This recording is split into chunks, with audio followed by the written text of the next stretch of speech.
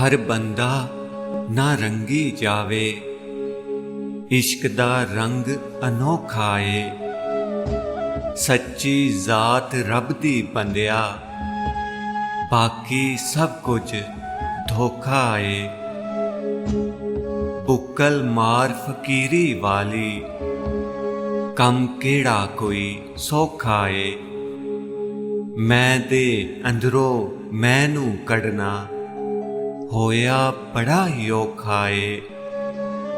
आजिज़ बन के इश्क कमाल है, मर जा हाले भी मौका ए।